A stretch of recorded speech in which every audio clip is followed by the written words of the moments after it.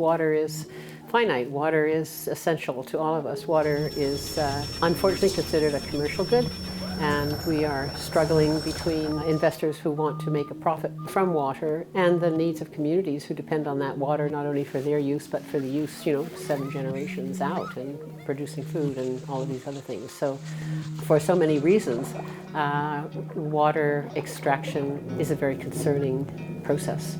And anyone who knows me in my professional career knows I have been absolutely dead set against water extraction schemes. What's a nice girl like you doing with a water bottling plant, right?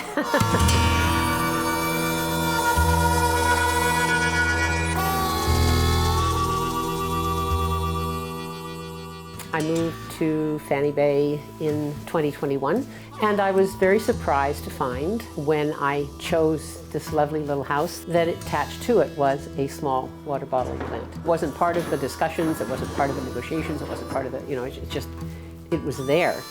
And when I became aware of it, I thought, water plant, oh my God, we'll turn it into something else, make a nice garage.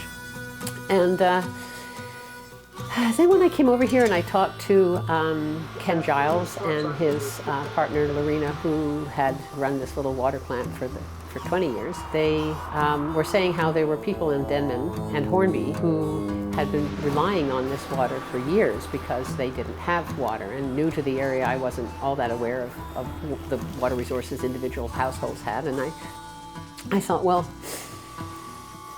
I wonder if there's a way to do it right. What would doing it right look like? I'm a professional agrologist, resource economist, a policy wonk. My wheelhouse is government regulation and the effect of private sector performance. I have been a journalist for 20 years, writing opinion columns in support of Canada's farmers and supply management systems. And I was fortunate enough to take a second master's in cooperatives. I thought, here, I've got this degree in co-ops. What am I doing with it? So I went down that rabbit hole for a while, and coming back up, we have formed a water bottling cooperative.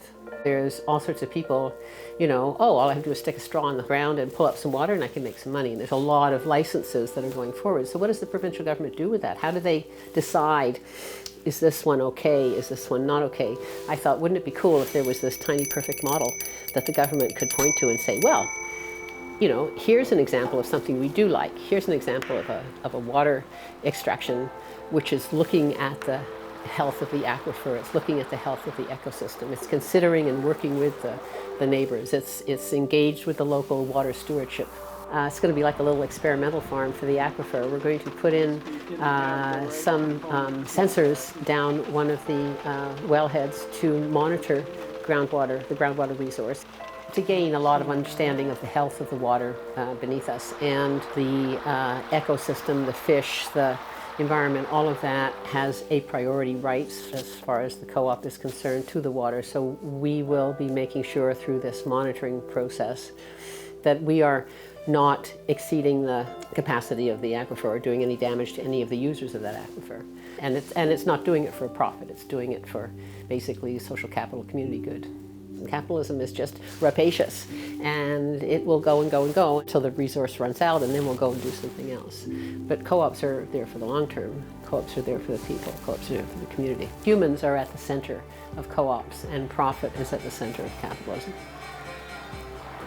Only more pressure is going to be placed on regulatory authorities to allow water extraction as water becomes more and more scarce, and it's like air, right? We need it.